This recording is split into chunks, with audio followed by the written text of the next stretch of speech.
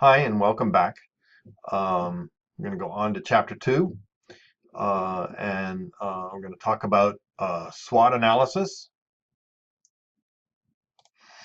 And I presume that many of you have already done SWOT analyses either in your business career or in other academic settings. We're going to go through a SWOT analysis and go specifically into what a SWOT analysis within a marketing plan should look at. So we'll start out by sort of going over the basics of what a SWOT analysis is. And then in this part one, we're going to look at internal factors that you should look at if you're doing a SWOT analysis for a marketing plan. So to begin with, what SWOT stands for, SWOT, is the strengths and weaknesses, opportunities and threats facing an organization. And generally, the strengths and weaknesses piece is the internal part of the SWOT analysis. So you're looking at the strengths of the organization that you're working for or with, and the weaknesses of that organization. And then the opportunities and threats are the external pieces that you're looking at. So in this part one of chapter 2, we're going to look a little bit at the internal strengths and weaknesses and the kind of things you should be looking at within the organization. So internal factors, strengths and weaknesses, external factors, opportunities and threats. So the very first thing you're going to look at when you're looking at an organization is you have to look at it at the top level, the 30,000 foot level. What's the firm's purpose? What's the mission of the firm? And how does the firm add value? And those are tough questions sometimes. Even if the firm has a mission statement or the organization has a mission statement, you sometimes have to struggle a little bit coming up with that fundamental purpose. And a lot of times organizations don't really, even though they have a mission statement, they don't really follow it, or it's not detailed enough to come up to that fundamental purpose piece. And then the second piece, how do we add value? That's key to almost any organization. What is it that we do that adds value? Are we good at distribution? Are we good at logistics? Are we good at product development? Are we good at communication? What is it that we do? So and you can do this for almost any organization, whether it's a for-profit or not-for-profit, whether it's a something that provides tangible products, or an organization that provides tangible products or intangible products. So a little bit of thinking goes in here whenever you're looking at an organization, whether it's your own organization or you're a consultant looking at another organization. Those are two pretty difficult questions to answer, and they require some significant soul searching and or analysis. The second thing we want to look at is what kind of resources does our organization have? So we have human resources, people, financial resources, money, informational resources. IT would be an informational resource, and then supply resources.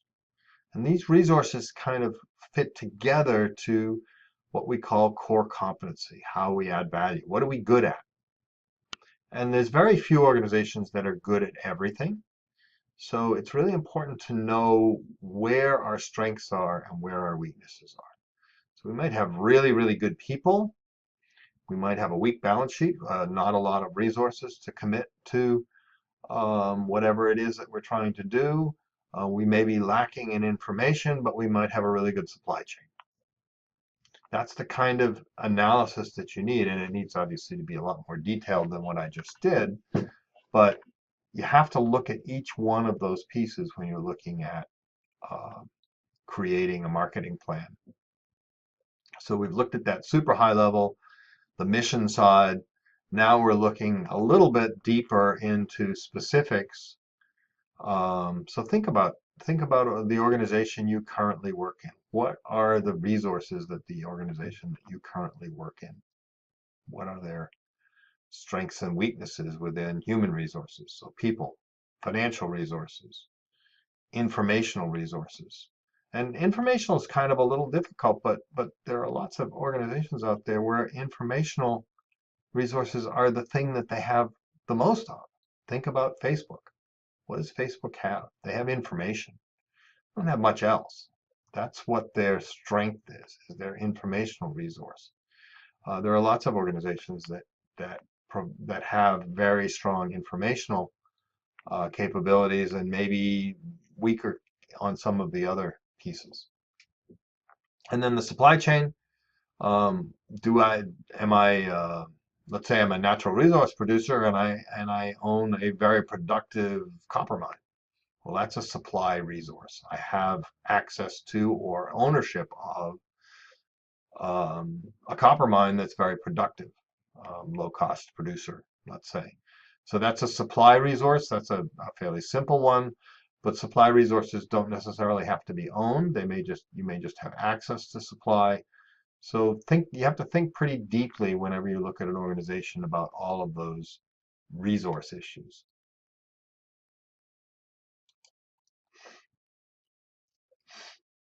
Um, Next thing you're going to look at is what it is that we're currently doing. What are we selling, offering, providing to our customers currently? So what are the goods and services that we're providing? How do they fit in with that mission that we talked about earlier? And how do they fit in with the resources? So we can use Maine Maritime as an example. We have our fundamental purpose is education. We add value by having such wonderful professors like me. That's a joke, whatever. So now what are we offering and how do those fit in with our mission and with our resources? Important questions and often hard questions to answer again. These are things that are difficult to think about and do. You have to put your thinking cap on, you have to do the research, and then you have to ask the hard questions and answer the hard questions. So think about your own, once again, think about your own organization. What kind of goods and services do you offer? Are they a good fit with what you've defined as the mission of the organization? And do they fit well with the resources that the organization has? So that's the next piece of internal.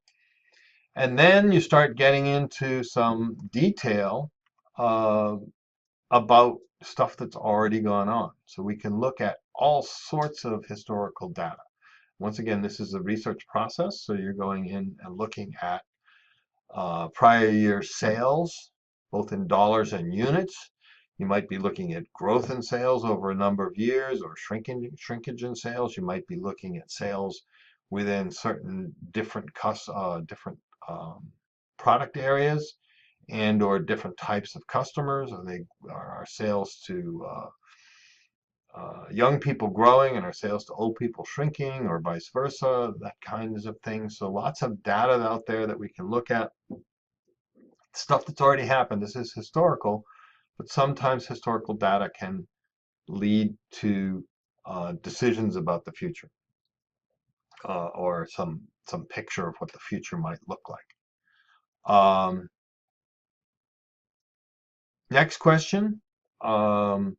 Next piece that you might look at is profitability. You might look at non-financial things like how many customers are we acquiring, how long are we retaining our customers for, how much does it cost to retain them, how much does it cost to acquire them.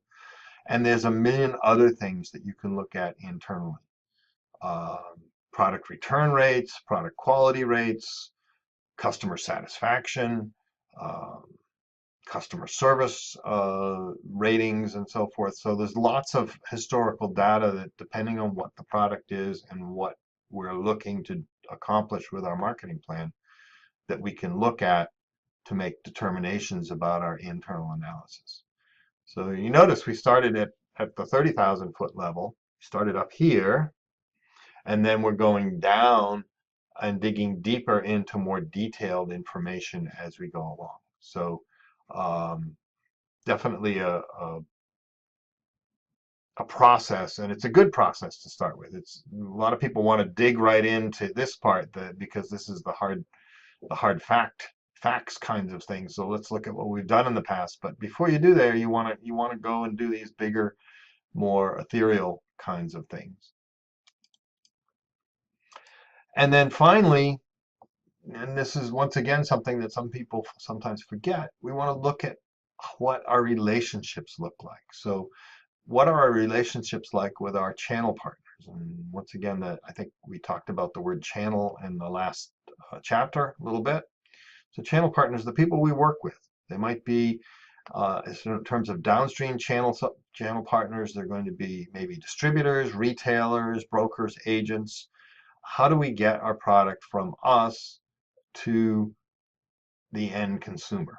Does it go through a retailer? Do we sell it to a retailer and then a retailer sells it, and so forth? So you got to know what your channels are, and then you want to look at what kind of relationships we have with those channels, and we want to look at how good they are. Are we in the right channels? The retailers we're selling to, do they have the capacity to do what we're trying to do?